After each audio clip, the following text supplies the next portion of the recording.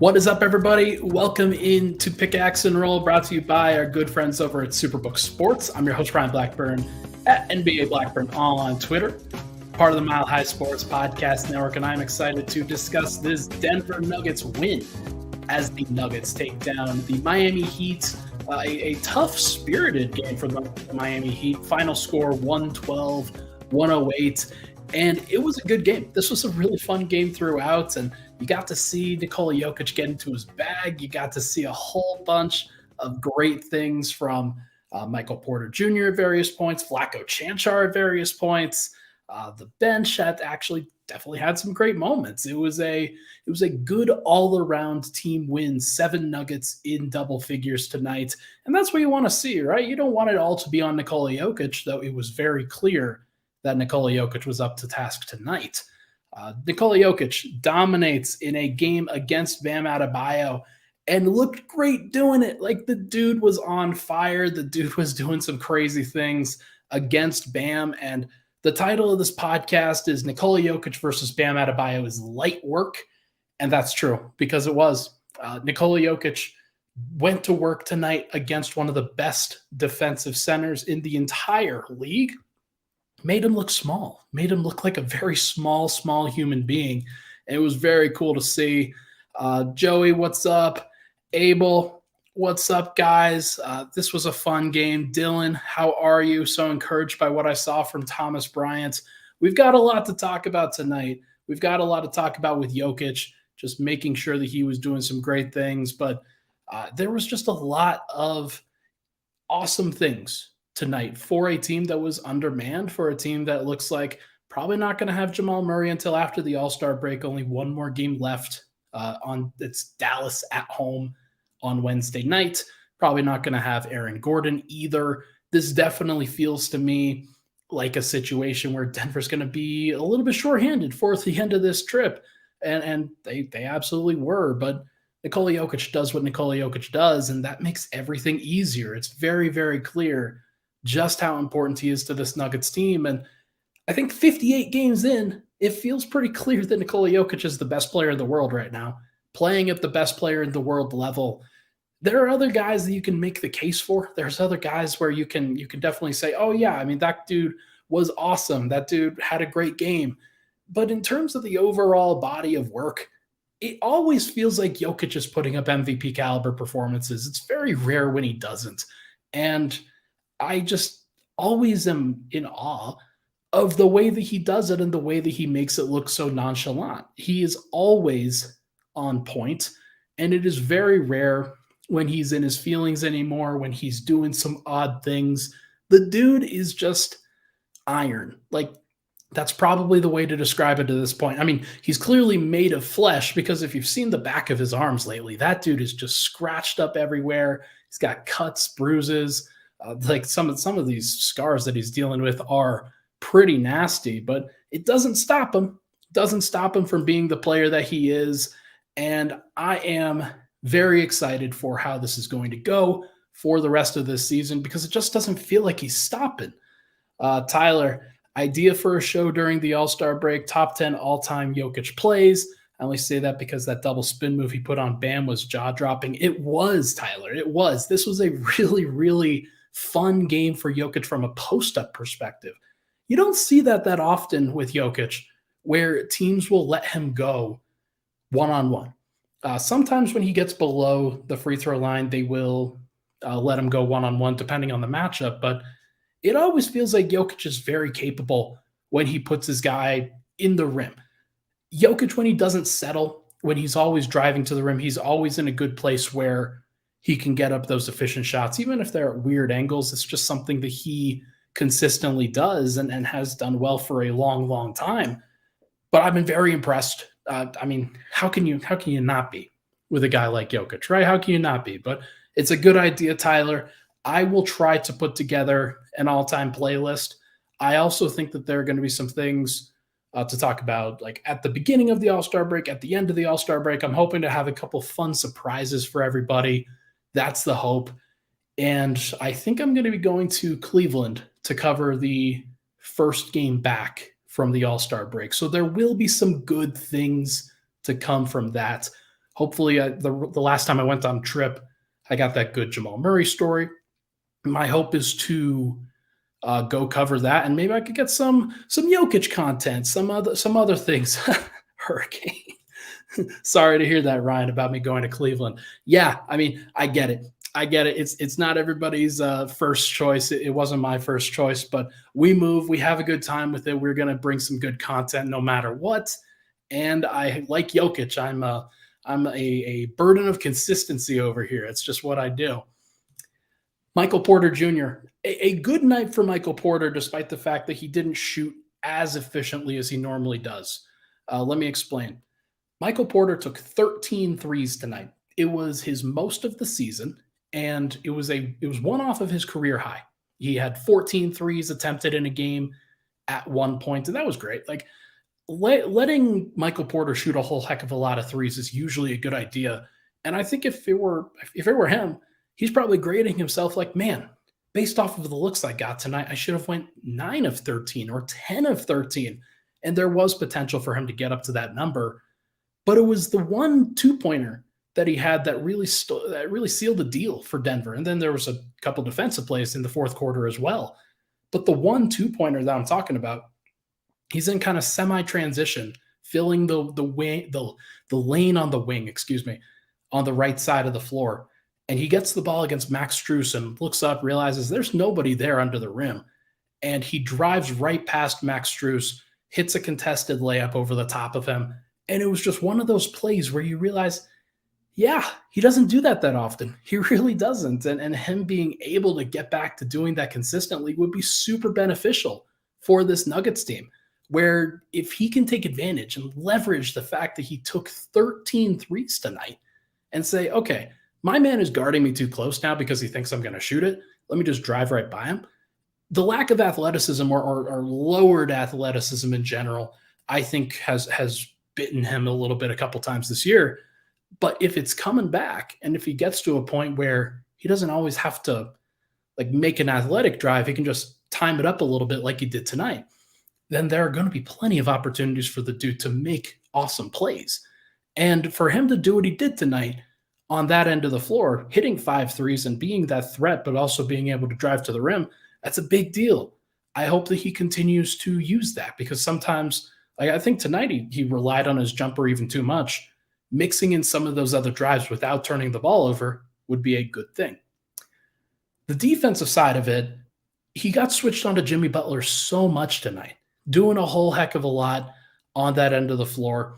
And I do think that he's a fine defender now. He's not a 5-alarm fire anymore, but I think it is also overstated the level of defensive impact that he has on the team. It's only when he's playing connected. It's only when he's playing on a string with the rest of the group. And I think there were some times tonight where he was a little bit slow. But when he locked in the fourth quarter and switched on to Jimmy Butler a couple times, switched in and helped off of that Bam Adebayo post-up where he deflected a ball, got a steal. And then he blocked Jimmy Butler in isolation where Jimmy tried to go right at him, and MPJ was just not having any of it.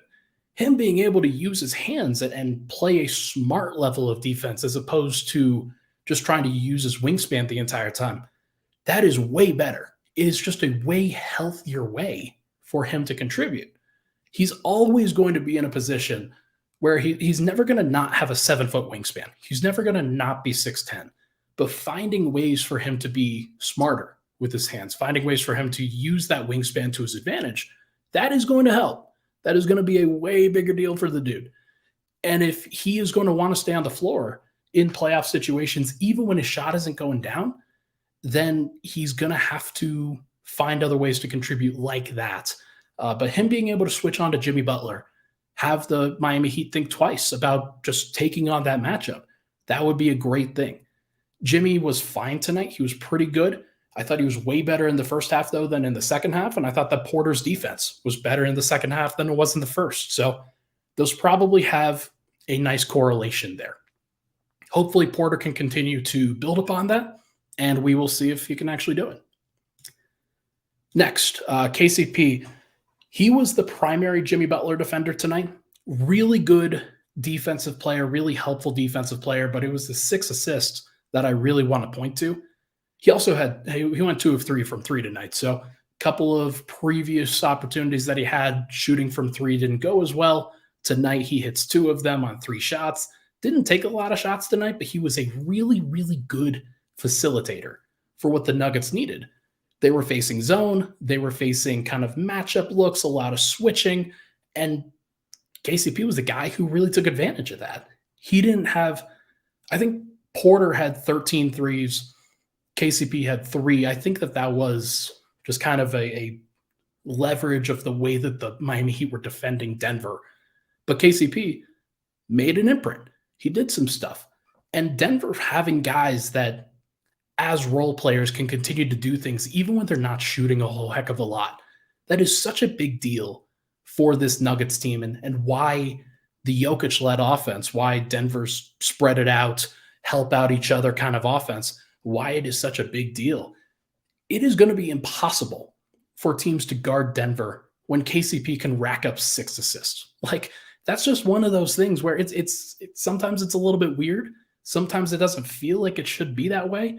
But because Denver has a lot of guys that are smart, that can share the ball, and that can do a lot of different things on the floor, you're going to always benefit from it. You're always going to get up a good shot. And Denver always got up a good shot tonight. When they weren't turning the ball over, they got up a good shot on basically 90% of the possessions. So that's what you're hoping for. And KCP fits right into that scheme. Defended Jimmy Butler reasonably well. Always, like, Denver kind of got switched off of that matchup for sure, but it is what it is. Like, you've got to find guys who are capable of doing both on and off ball defense, and KCP clearly does that at a reasonably high level. He staggered with the bench tonight and was fine. I thought that he was a guy who he probably could have taken more shots when he was with the bench. Thought that there was a lot of Ish Smith. Thought that there was a lot of Jeff Green. We'll get to that in the second segment. Bruce Brown. Another game where not really a fan of the way that he point guarded. Not really a fan of the way that he attacked the defense on either end of the on either end of the floor, actually. But 32 minutes for Bruce, 16 points. Him hitting 3 threes, it's a big deal. 3 of 7 from 3 in a tough environment. That's great. Like, it's hard for me to sit here and complain and say, oh yeah, I wish you were better in this category or that category, but he did good things.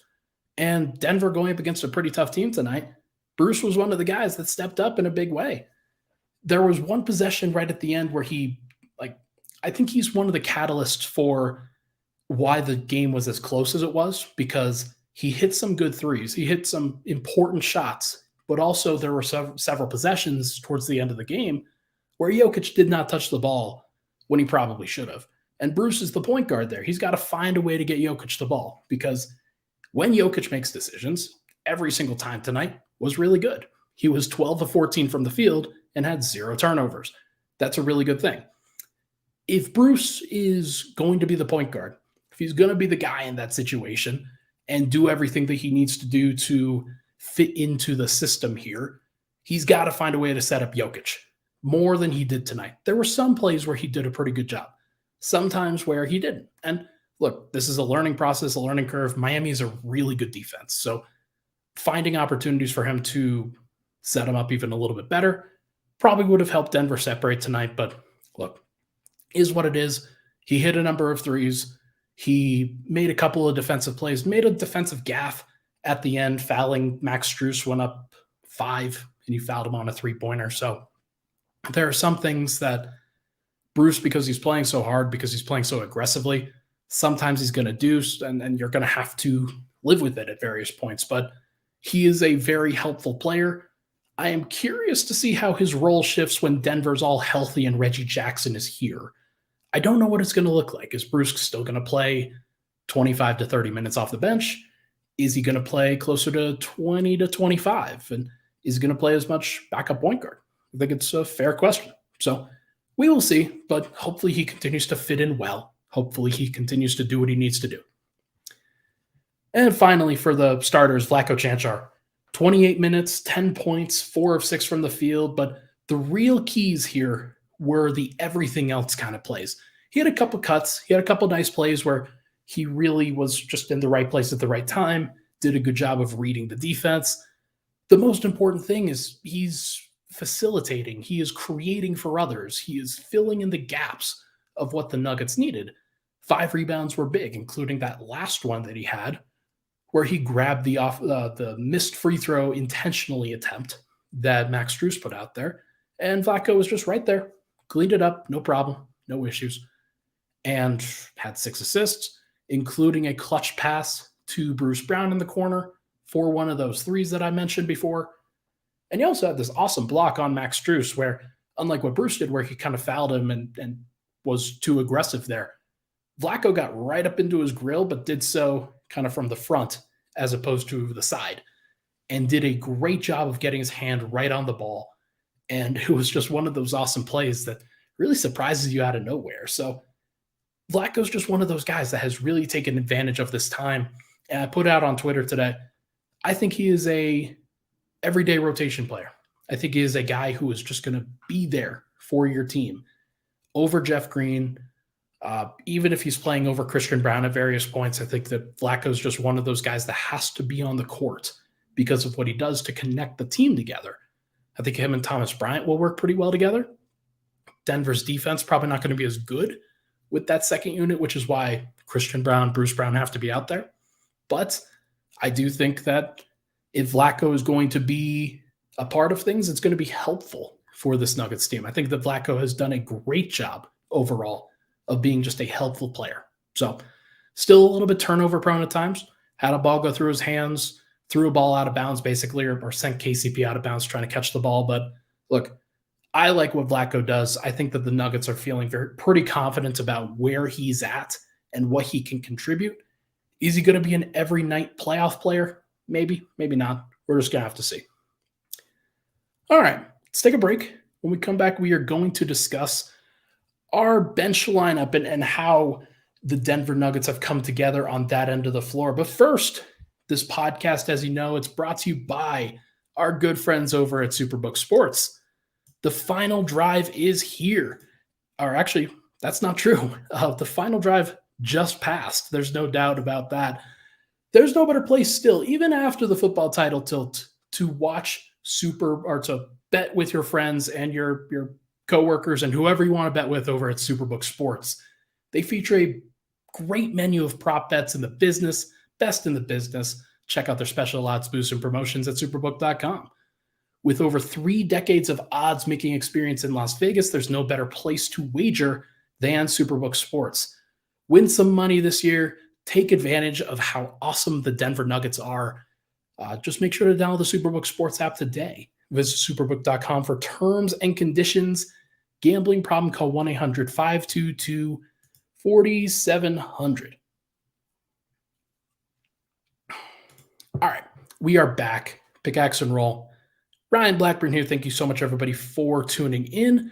Appreciate all the love and support on the podcast. As always, everybody, if it can, it'd be awesome if you could rate, review, and subscribe to the pod on Apple if you're watching over there.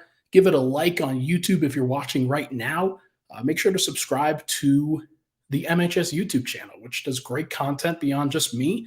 You have the Let's Talk Broncos podcast, which has been on there, doing great things always. We do AMAs all the time on this channel. There's a lot of good stuff that you can go consume and go enjoy just beyond me. So really appreciate y'all hopping in and going live with me.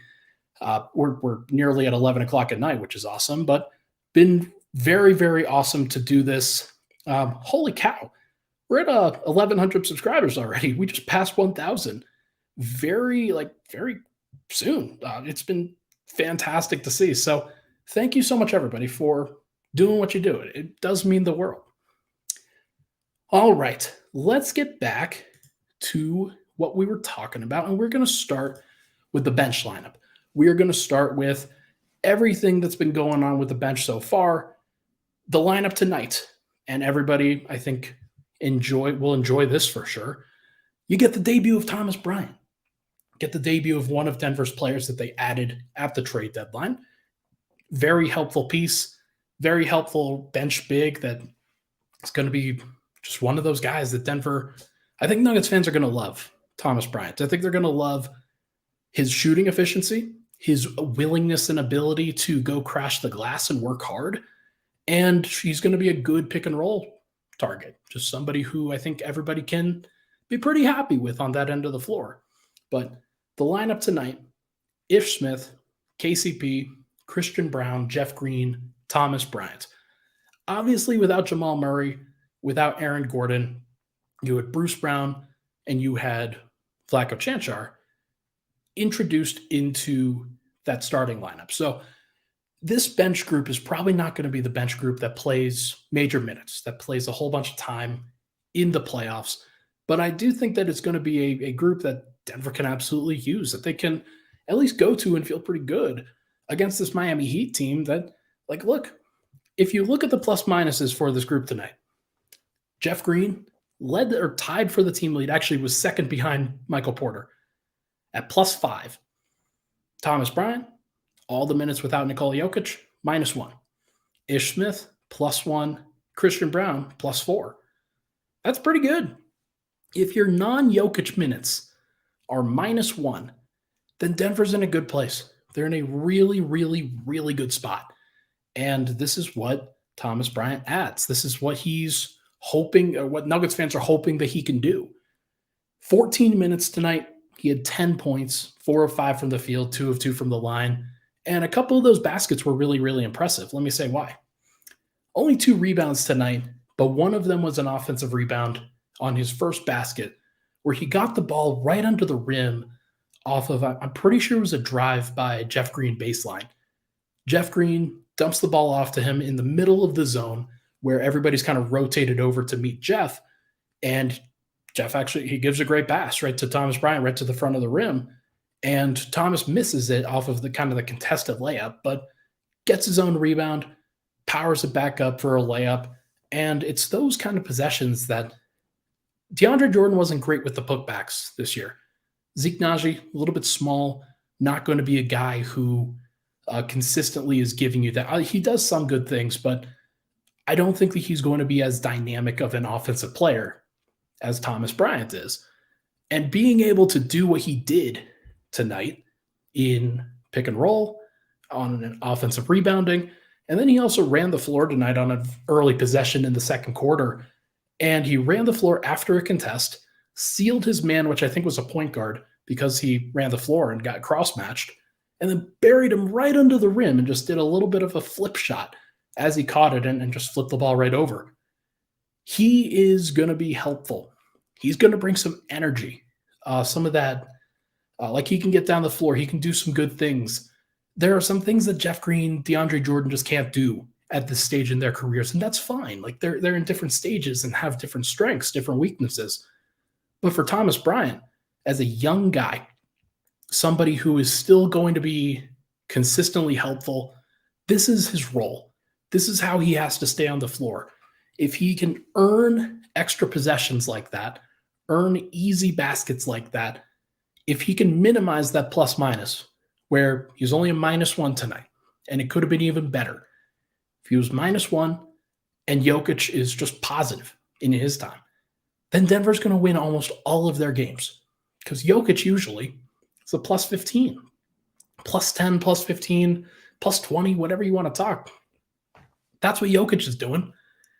If Thomas Bryant is keeping it within distance, net neutral, -1, -2, -5 even, as long as it's not -15 in 15 minutes. Like, Denver's got to have those minutes from Thomas Bryant. He gave 14 minutes tonight, and Jokić only had to play 34 minutes as a result. Like, Thomas Bryant in those minutes, that's helpful. Just being out there, giving Jokić a rest, giving Jokić a breather, especially in the second half and all of these other minutes that Denver's going to have to play. Jokić can rest. He can rest during that time and be better in his minutes as a result.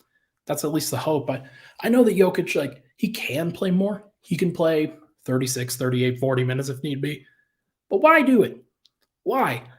Especially for a team that is first in the West, that is gearing up for the playoffs, and that is doing everything that it can to win a championship.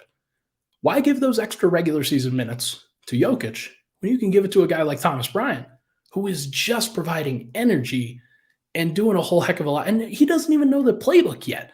Like the dude, once we get after the All-Star break, I think it's going to look way different. Partially because you're going to get Reggie Jackson throwing pick and roll passes to him too, but there's going to be a lot. I think this is an exciting part of the season for Denver, for sure. Rob says, I can see Bryant getting 20 a night, maybe even a few with Jokić just for different looks to make the other team deal with. I don't think so. I think that one of the things just watching Thomas Bryant today, he's not a rim protector at all. He's not going to move his feet really well. And that's going to be one of those things where, all right, it's an interesting look. Maybe it's something that Denver throws against a really big team. But if he can't, like, he's not really going to space the floor and he's not really going to dominate around the rim, I don't think. But it wouldn't surprise me if maybe they try it and you just see what happens on a night. Maybe it's against a bad team. And so you don't have to necessarily worry about the ramifications of that. But would I want to try it against the Boston Celtics? No. Would I want to try it against the Milwaukee Bucks? Probably not. Could I see them doing it against the Houston Rockets or San Antonio Spurs? Sure. Yeah, just see what it looks like. Dylan says, Bryant is good enough to cover the bench scoring we needed from Bones, can go for 20 at any given time, whilst being better. A lot of backup bigs he's going to come up against. Yeah, there's something to it, man. I think that there's an exciting part of this for Denver where the expectations are super low in general for just having to do a whole heck of a lot. But if he's in a position where they're staggering different guys, he can play with Murray a little bit, can play with Aaron Gordon a little bit, there's going to be some great opportunities for him to play even beyond this and just kind of take advantage of all of this situation that Denver has. So hopefully they continue to go that way. Christian Braun, 26 minutes, 10 points, 4 rebounds, 4 assists, 1 steal. This was a good game for Christian Braun. Not a great game because I think that there were definitely some moments where if you are Christian Braun, if you're in this situation where you've been put into a really, really tough spot by Denver, they trust you so much. He has a lot of pressure on him right now. He got lost tonight guarding Miami. I think that there are a lot of possessions where he just wasn't in the right place, was slow out on rotations, didn't really recognize the proper places to jump out or slide his feet or anything. And he also got closed out on, and some guy, like he closed out and then got blown by. There were some times where I think this was actually a bad defensive game for Christian Braun in general. But him being able to do what he did offensively, where you add 10 points and 4 assists to what was kind of a not great defensive game, and it kind of makes up for that.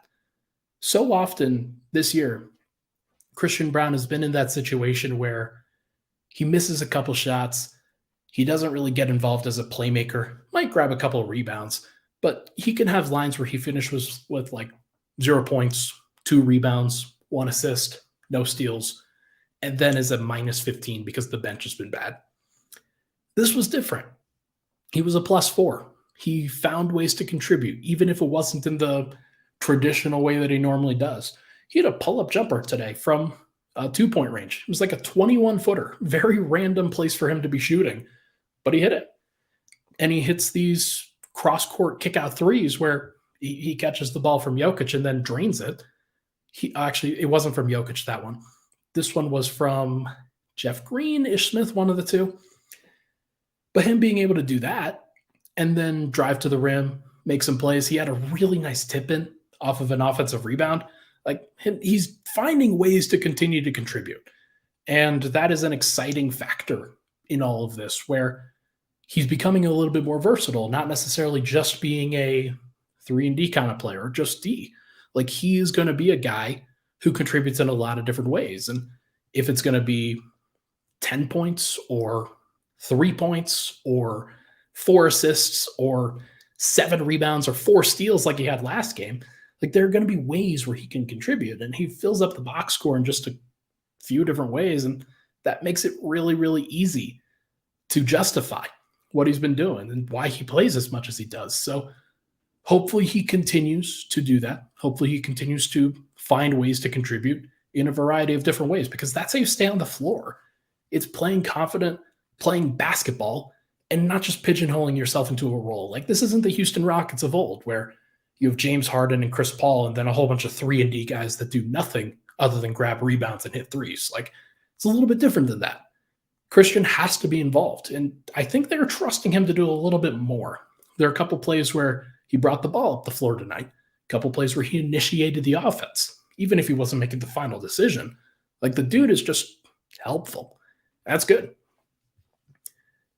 Jeff Green, it's tough. Like, sometimes I like what Jeff Green does. Sometimes I don't like what Jeff Green does. I think that there are definitely some possessions tonight where left a little bit to be desired, left a little bit more on the bone than probably there could have been. But overall, it's hard to argue with the results. +5 tonight in his 20 minutes, kind of like Christian Braun, just doing a lot of different things. 20 minutes tonight, 12 points, 4 of 9 from the field. The three-point shot is a problem. Like, that's going to be something that I think, if you want to maximize Thomas Bryant as a roller, if you want to maximize what you're doing on defense, you're going to have to find ways to add just a few more impactful minutes at that spot. But for the time being, 4 for 4 from the line for Jeff Green is really good. 2 rebounds, 1 assist, 1 turnover. It's all fine. It's all pretty standard stuff, nothing crazy.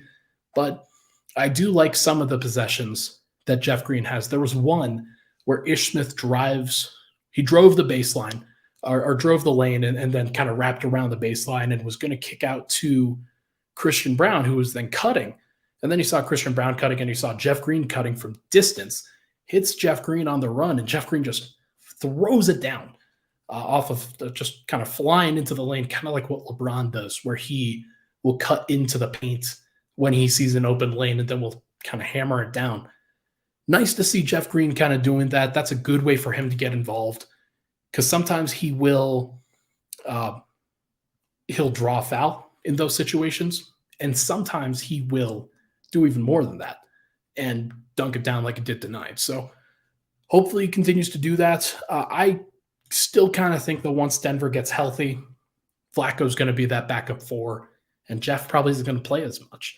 And that's fine. There's nothing wrong with that. I think Denver's rotation is stacked, and this is kind of how it should be. Is you have so many talented players that sometimes the other players don't play. So hopefully Denver gets to that place where we can actually have those discussions and don't really have to talk about, oh man, they were down 3 starters tonight, so Jeff Green had to play 40 minutes. Like, you don't want that. Nobody wants that.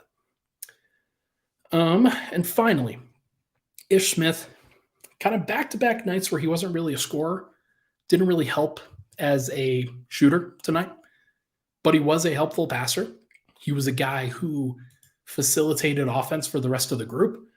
I think the way that Miami defended him and defended Denver in general, where they were switching a whole lot, they were playing some zone, they were doing a lot. It wasn't necessarily a game where Ish could just break down a guy off the dribble.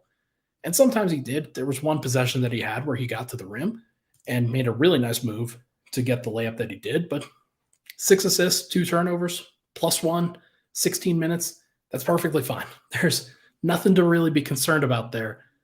I do think that his defense was bad. His defense was bad tonight. Couple possessions where he just couldn't really stay in front of the dude that he was guarding. And that's probably something where his defense has slid over the course of these last 2-3 weeks or so. There were times earlier on in the year where he was playing much better defense. Now I think it hasn't been as impactful. Maybe it's just the circumstance. Maybe it's just him playing a little bit more. But I don't think the defense has been as good lately, and that's fine.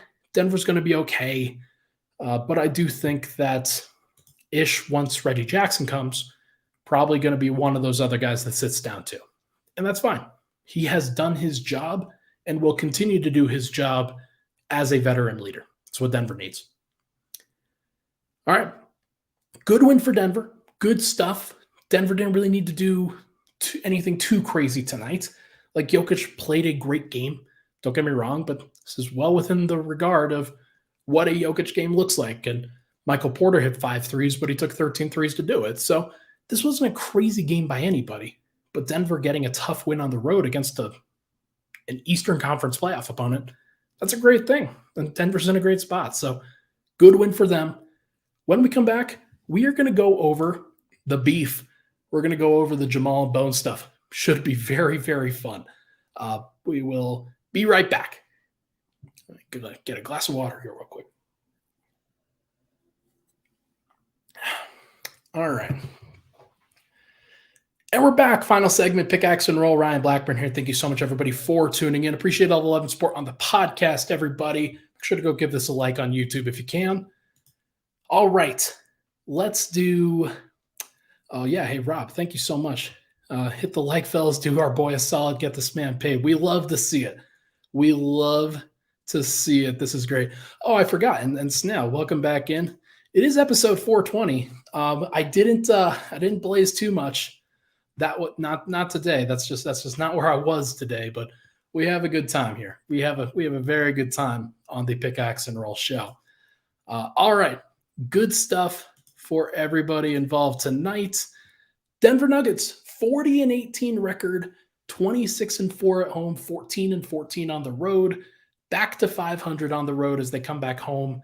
Nice to see. They're going to finish the first portion before the All-Star break as a team that is above or at least at 500 on the road, which is great. There are very few teams that can actually say that.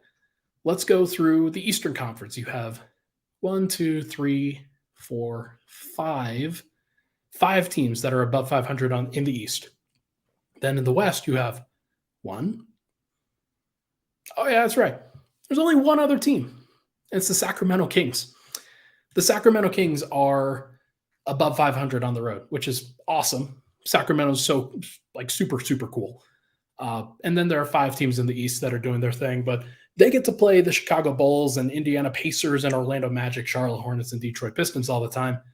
Denver is facing a whole bunch of teams that are competing for the playoffs, even at the bottom of the West. So it's always part of that. That's always something that Denver's going to have to deal with. But look, 40-18 record is great. They are the first place in the Western Conference. They are the second team in the NBA with 40 wins. And that is a great sign for where Denver's at. Phil Jackson once said this thing. If you get to 40 wins before you get to 20 losses, then you are an elite team, like an elite team with a chance to win a title. And Denver has met that barometer. They are in that category. So according to Phil Jackson, the Nuggets are elite. And that is an exciting place to be.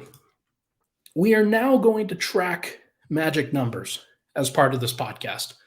If you don't know, good friend of the program, Matt Moore, who was on one of the previous episodes, he tracks magic numbers religiously for a whole bunch of teams. I'm going to try to simplify it down to Denver. I'm going to try to simplify it down to what Nuggets fans need to know.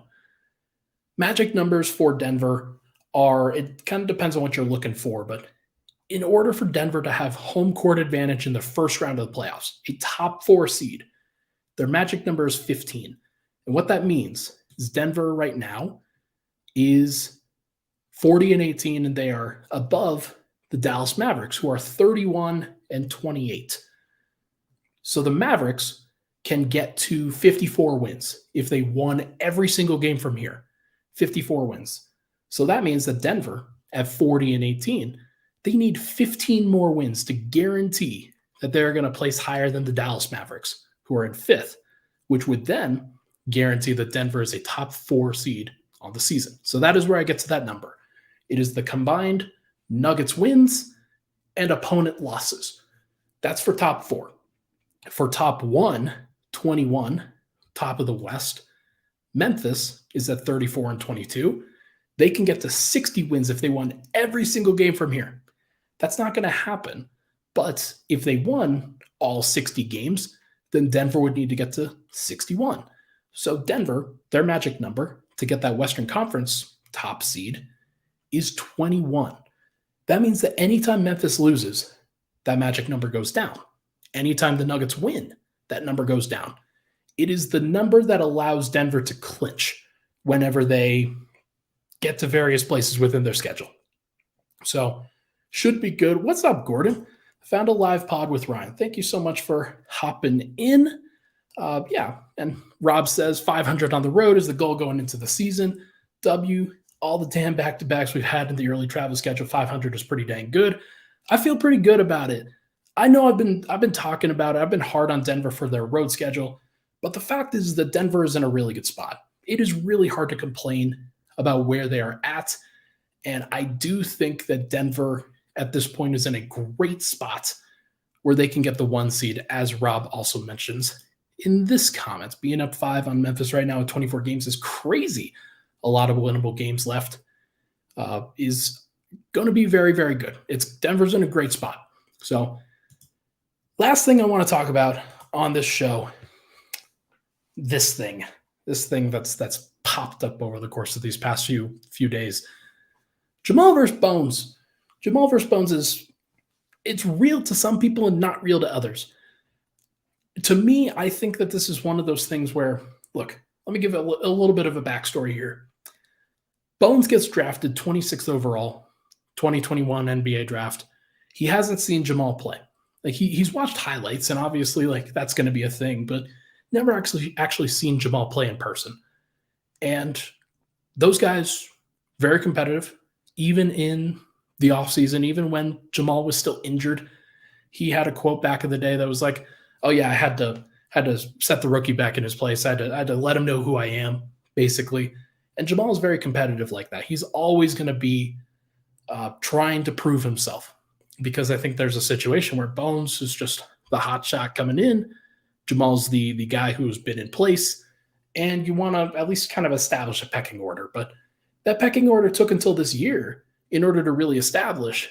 And it was for that time that Bones then had a really successful rookie season with Denver. It was very, very good.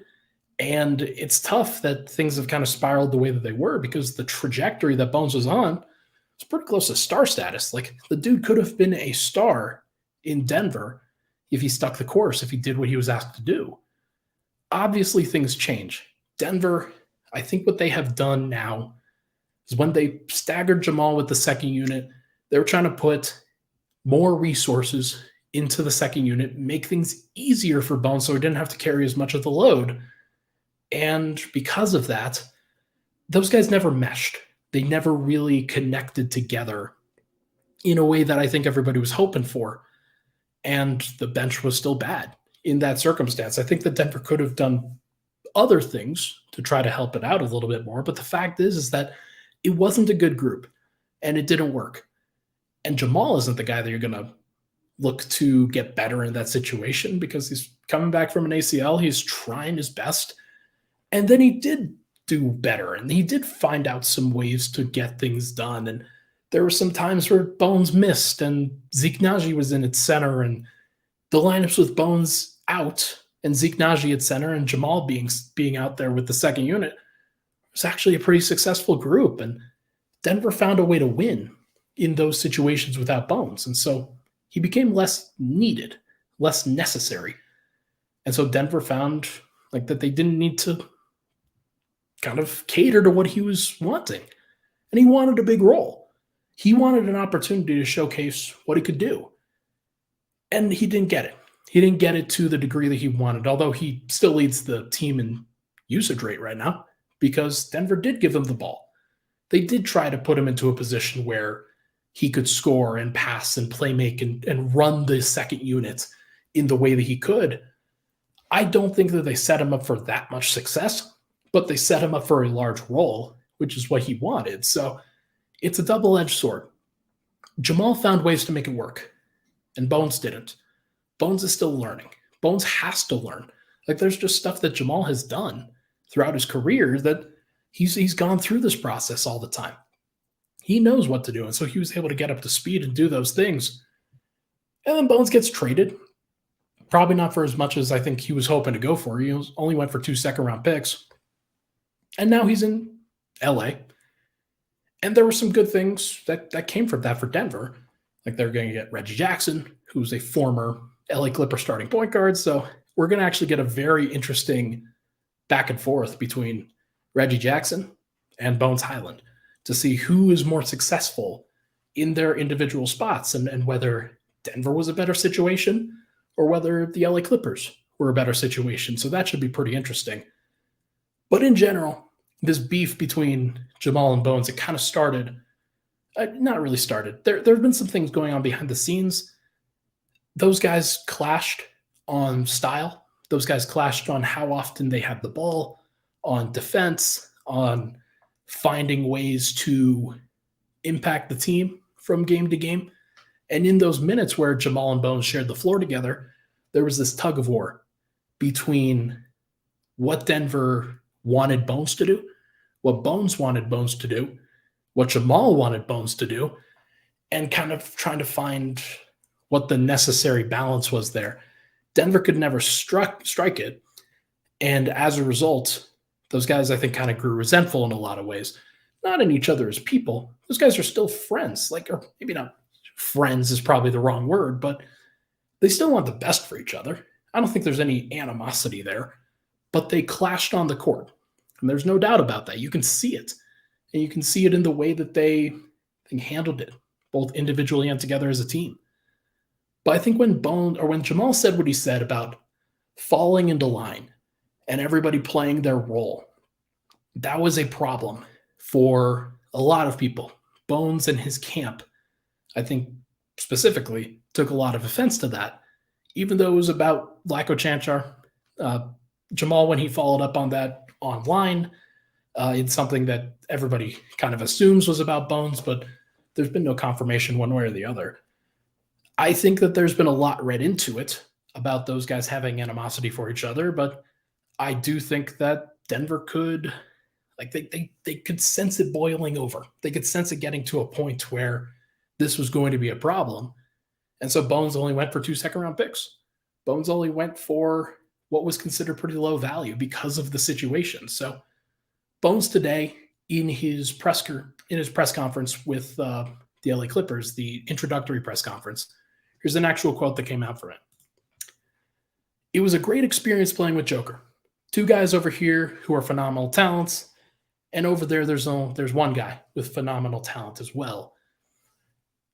Bones then later went online and was like, you guys are reading too much into this. There's like, me and Molly are good. There's no doubt about it. Like, he could have also said Jamal. He didn't say Jamal. He was being asked about the comparisons between Jamal and Joker and Kawhi and PG, which I think is a very fair question. In each of those duos, by the way, has had varying degrees of success, but they've reached the same peak level together. Actually, that's not true. The Clippers, they reached the Western Conference Finals without Kawhi. In Game 4, he went down, and then they're able to continue to progress on. So what Jamal did in the bubble, some people credit it, some people don't. I credit it because I saw the work that he put in, saw everything that kind of went into that, and I think Nuggets fans in general, they credit that bubble as well. And as they should. Like, it was a big deal, and it was a very difficult situation that the Clippers didn't deal with that well, and Jamal and the Nuggets did. And so it's one of those things where I kind of take offense to that, just as somebody who enjoyed what Jamal did, who saw the level that he reached, and was clearly at least on par with what Paul George was able to provide in the playoffs. Like, that was very clear. And I think if you look back at their top playoff peaks between Jamal and Paul George, I think you see pretty similar players in general. Sometimes Paul George has great defensive possessions.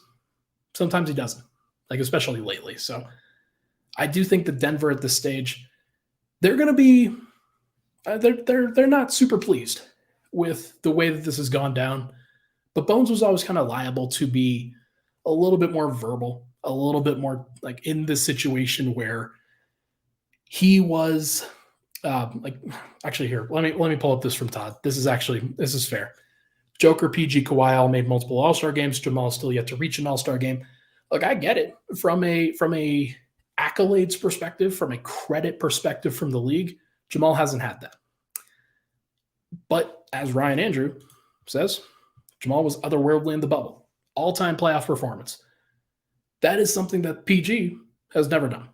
It's something that other guys in their careers have never done. Like, it's a weird line where Jamal has just leveled up as a playoff player, but in the regular season, he has not been that dude consistently. So I think it's fair to kind of give that slight. I think it's fair to be offended by that slight. The good news for Denver, though, is that they get to solve this and that this doesn't have to be a thing going forward because the Nuggets and Clippers, they play each other. They play February 26th at Ball Arena on ESPN. Should be a lot of fun. This is going to have some fanfare. And you best believe that after the All-Star break, even though it is the second night of a back-to-back for Denver, they are going to be ready for it, and Jamal is going to be ready for it. He will play.